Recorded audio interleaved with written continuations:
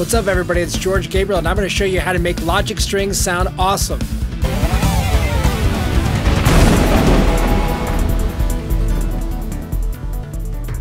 So Logic Pro comes with lots of sounds. Some people complain that, well, you know, the sounds are not that good and they have to go buy third-party plugins and all that. And while that does happen, if you know how to tweak some of the sounds, you can really get the desired effect that you're looking without spending hundreds or even thousands of dollars. Logic Strings is one of those areas that we'll focus on today. Check it out. So if you dial up Logic Strings, this is one of the options you get, the string ensemble. And if you use it,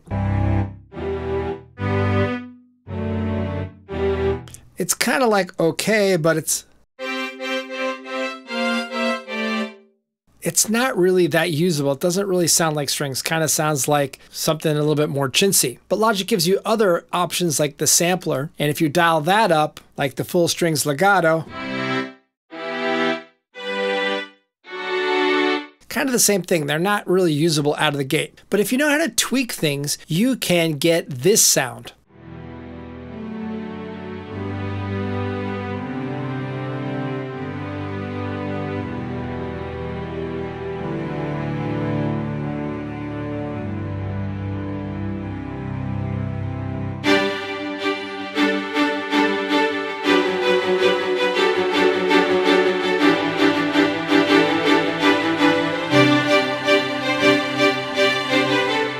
So what did I do here? You can see that I have 9 sets of strings. You're going, what in the world did you do? And I think it's important to understand that really if you want to get good sounds, you're going to have to work it a little bit. There's quite a lot of great sounds in Logic, but some of them take some tweaking and you really have to spend time tweaking them to get what your achieved result is. So what did I do here to get that sound? Well, I'm going to show you. So I first started with a Logic sampler. Really the key to getting good string sounds is to emulate where a string orchestra would be in a hall. So what I did was pull up a sampler and I used the full legato string sound. There are some tweaks you need to make in this to actually get them going here. The tweaks I did make, I'm going to show you how to make. You'll notice that there's a couple things on the side here that I did. Number one, I actually put 2 different reverbs on it using Space Designer, which is an impulse response, which actually emulates a real room. And so that's one key, but I also did some other tricks. So let me show you how that worked. Now, first what we're going to do is take out all of these effects, pull up a multi-sampler here. So I'm going to go to orchestral, go to strings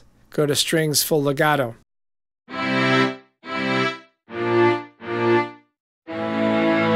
So now you can see that it's a dry sound. There's not a lot of release on the string sound. And so what I'm going to do is a string player is going to probably play a little attack and then have a little bit of a decay on it. So first thing I'm going to do is I'm going to mess with the ADSR, which is the attack, decay, sustain, and release. And what I'm going to do is take the sustain down a little bit. So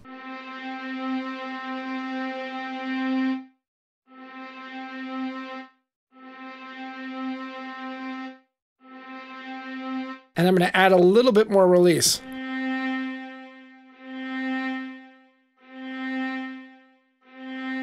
Already just by doing that, I'm getting a better release.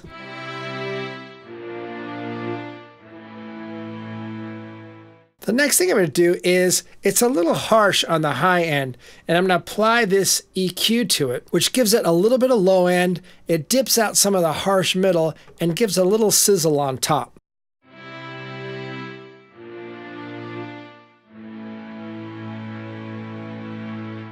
Okay, already it's a better sound. Remember, an orchestra plays in a large hall, so I have 2 sets of reverbs.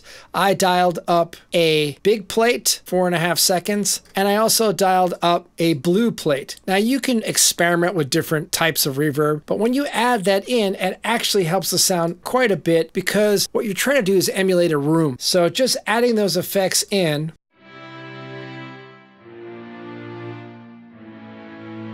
it softens the whole thing up. So one other thing I did was add a sample delay. And what you're doing is you're really delaying the left and right. What you're doing is giving a little space into this. So if I'm going to just take, let's say, the delay left, and this is in sample, so it's really minute. Let's see what that does.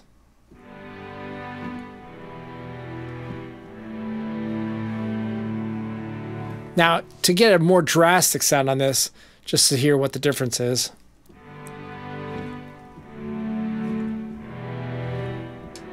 You can hear the other side comes in a little bit later. I don't want that much of a drastic change. I'm going to just dial it back a bit and just get a little separation from the left and right.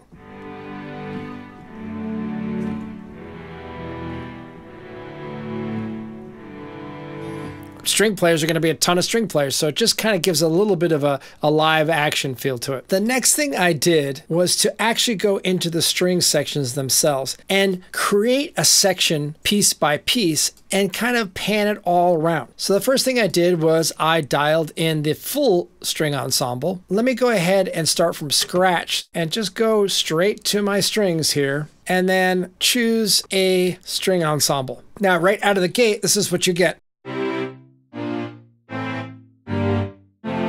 Again, very harsh. It's not like how strings would play. So I'm going to maybe put a little attack on that and up the release a little bit.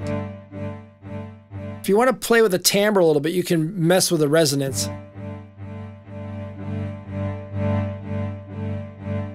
So now,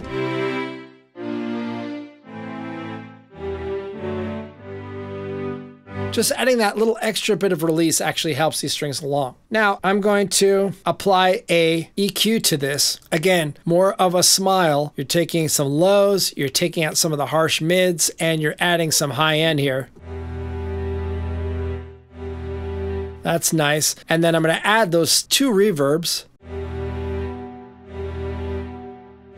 That gives that nice hall sustain. I'm going to put this little sample delay in, and this time I'm going to delay the right a little bit.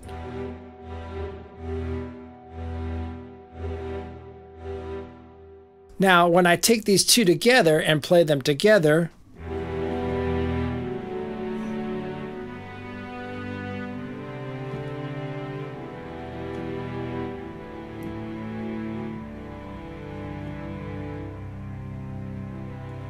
much better. Just a couple tweaks and I got that sounding a lot better. Next thing I'm going to do is actually take the 4 sections, one of them at a time, and place them kind of all over like a real string orchestra would play. Let's say the violins are over here, the violas are here, the cellos over here, the basses over here. The idea is to fool the listener and actually giving some space and sections. Now these are going to be different samples, so they're not going to clash. So I took the violins, again, added some release, added some attack to them, applied that same smile EQ on it, and that same reverb, but you'll notice I pan them far right. And then you apply that same technique going to the violas, adding some release, adding some attack. Now I'm going to pan them a little bit to the right. You do the same with the cellos. Again, adding some release, adding some attack, panning them a little to the left. And then finally, the same with the basses, adding a little attack and a little release. And I'm panning those to the hard left. Now, when you bring all those in, applying that same smile EQ, you don't really have to apply the sample delay on these because you're already panning them all over the place. In fact, I think they're set to 0, so they don't really do anything. When I bring all of those together,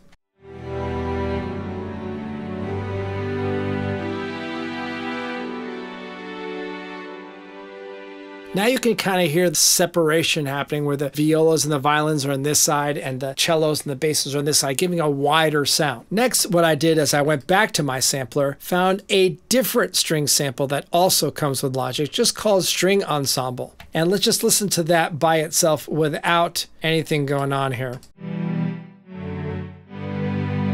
A little bit darker of a sound. Again, added some release to this, so. And then once you add those effects in, let's see if I had any sample delay. I didn't, but I could add some sample delay to give it a little bit more widening effect.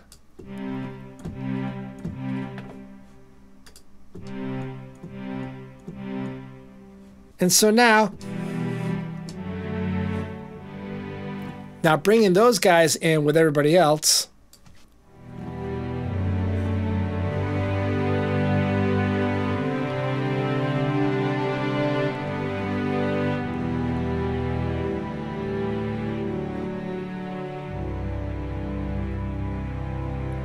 Now we're starting to get a nice sound. Now what we're doing is we're tricking it. Each time these are sampled, they're sampled differently. And so what you're doing is, like, every violin, every cello is going to be a different instrument. And so when we're applying multiple samples, it's giving more of that real effect of what an orchestra really is. Some person has this brand of cello, some person has this brand of violin. So they're going to have inherently different sounds. What makes the string ensemble is that blend of all those sounds. Let's see what I did next as I took this sampler instrument. And what is this? Full string staccato. Now we're going to add some staccato. So when you want those faster moments, you can actually bring them in. The key to getting the staccatos coming is only when you're hitting a certain velocity. You don't want the staccatos to happen all the time. So what I'm going to do is I'm going to look at my track here, and I'm going to have a velocity limit of 106 to 127. So these only come in when you're hitting it hard. You can see I also goosed the high end of these so these speak a little bit, and I took some of the harshness out of these. And of course I applied that reverb to it. So now if I hit it too soft, it won't happen, but when I hit it hard,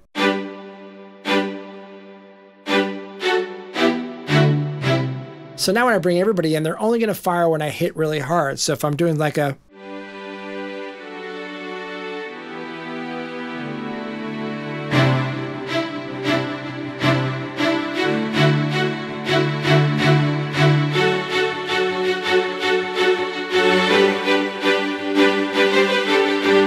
so now I've given this a whole another element, so when I lean into it, I get that staccato sound. And finally, I went back to the strings and I've picked a small section. Again, a totally different section. And if we listen to this by itself, it's got more of a thin kind of sound to it.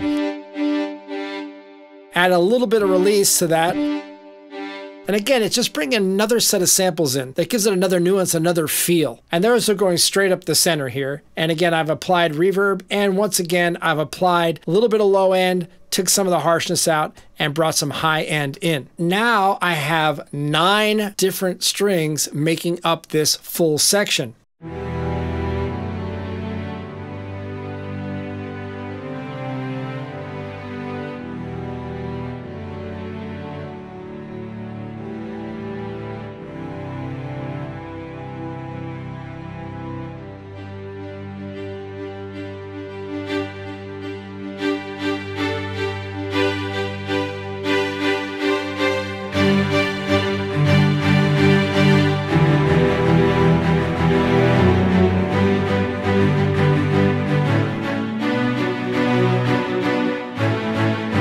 You might think that 9 tracks is a little egregious for a session, but if you want to get that string sound, that's what you got to do if you want to really tweak it and get multiple samples working together to actually create that real orchestral sound. There is an option, however, if you really want to save some real estate in your session by creating a track stack. And if you're going to do that, what I would do is I would select all those tracks and you're going to create a track stack that's a summing track. What that does is that gives you the record button option on the front end. So if you want to have it activated, you just do that. So now you can sum that together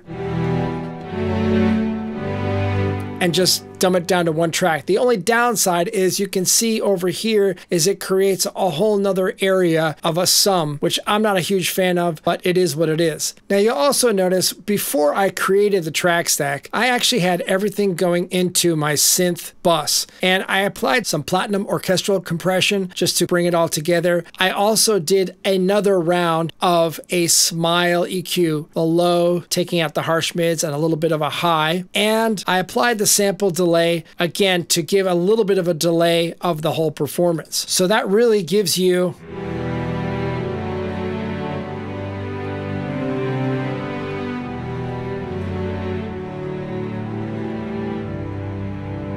a nice sound and some options.